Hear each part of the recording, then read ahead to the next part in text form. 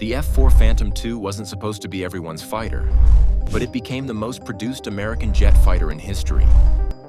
That started as a Navy problem and ended as a multinational solution. In the next minutes, we'll show how a twin-engine, all-weather interceptor, with titanium in its bones and 16,000 pounds of payload, was pushed across services and borders. No hype, just the procurement decisions, training failures, missile realities, and the exact design choices that made it stick. Before we move on, please take a moment to subscribe to the channel and like the video. Why did a carrier-borne interceptor with a dog-tooth leading edge end up on Air Force ramps in Germany, desert bases in Israel, and training loops over Japan? The Navy wrote the requirement around fleet defense. Long-range radar, missiles first. A two-person crew to divide the electronic workload so the pilot could fly the jet and the backseater could fight the sensors. It was therefore built with an arrestor hook, catapult fittings, and reinforced landing gear to absorb high sink rates onto a short, moving deck. The brief was simple in words and complex in practice. Detect, sprint, and kill before a bomber force reached the carriers. But the Air Force had its own projects and a strong preference for purpose-built types, and inter-service politics had no patience for imposed commonality. McNamara's early 1960s standardization push cut across that culture.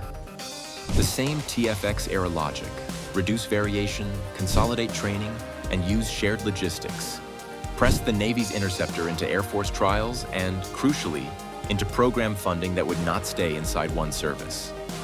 As it happened, the airframe arrived with performance headroom.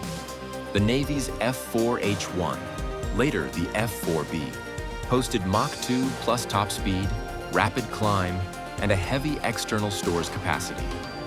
That mattered because it gave engineers and operators space to trade speed for sensors or payload for range without breaking carrier suitability. Think of it as a modular toolbox. You could swap pylons, pods, and radar modes like changing heads on a torque wrench, and the handle never bent. Carrier traps shaped every line. The nose gear had to tolerate catapult strokes and slammed arrivals, so it grew robust and overbuilt by land-based standards. The main gear splayed wide for deck handling. Arresting cables were part of every landing cycle, not a contingency. Move the same jet ashore and the gear simply ran cooler lives. Arresting systems sat at the far end of runways for emergencies only, and the same hook that saved jets at sea gave extra margin on short or wet strips. Early missiles and radars still imposed their own constraints. The Sparrow family and the associated APQ series radar promised beyond visual range shots, but rules of engagement often forced visual identification. So crews who trained to intercept at distance frequently closed to short range while juggling contact sorting, IFF checks, and mode selections. The second seat was not a luxury. It carried the cognitive load of pulse Doppler modes, missile timelines, and countermeasures, while the pilot managed energy, formation, and the carrier pattern on return. Policy and hardware converged. Standardization meant the Air Force had to try the Navy's jet, and those trials found a platform with enough structural margin and systems capacity to fit Air Force weapons and tactics. By this point, the over-design demanded by deck operations became a selling point. Twin engines for redundancy, strong gear for rough surfaces, and a nose big enough for evolving radar fits. Foreign buyers watched closely. Many operated from uneven runways, high-temperature fields, or austere bases with limited support equipment. The same choices that let the Phantom survive deck slams. Ample thrust, tough gear, and generous hardpoints translated into reliability in places where infrastructure lagged behind ambition. And because the avionics bays were accessible and the pylons were rated for heavy loads, you could add reconnaissance cameras, electronic countermeasures, or different missile families without rewriting the airframe. So the mini payoff is straightforward. A political mandate, the standardization drive associated with the TFX-era mindset, broke the Navy-only firewall. It compelled Air Force adoption trials and aligned funding to a single adaptable platform. One way or another, that opened the door from carrier decks to continental air bases, and from there to export lines. We can now move on to how that rugged, overbuilt airframe and its flexible avionics architecture were reworked into distinct national doctrines, and why those choices diverged even as the silhouette stayed the same.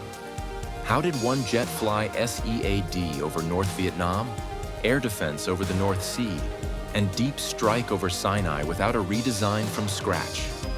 It started with an adaptable architecture. The Phantom carried multiple hardpoints that accepted tanks, bombs, missiles, and pods without reshaping the wing.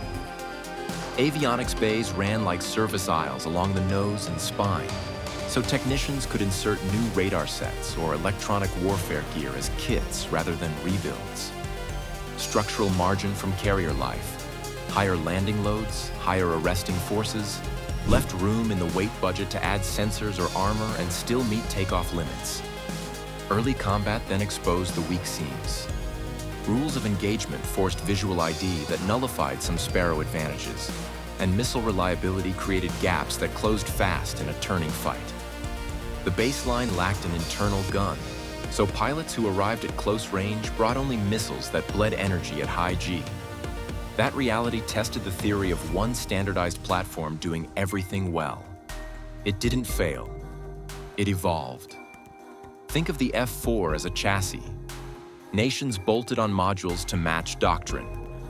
Guns for short-range kills, ECM for survivability, reconnaissance noses for mapping targets, and anti-radiation sensors for hunting radars. The core stayed the same, but the bolt-ons changed the job. The US answer was the F-4E with an internal M61 20mm cannon and radar improvements under the APQ-120 lineage, which gave better look-down performance and more stable tracking. That solved the no-gun problem while adding sensor reach. For CAD, dedicated Wild Weasel adaptations brought anti-radiation receivers and missiles like the Shrike and later HARM to locate and attack SAM radars.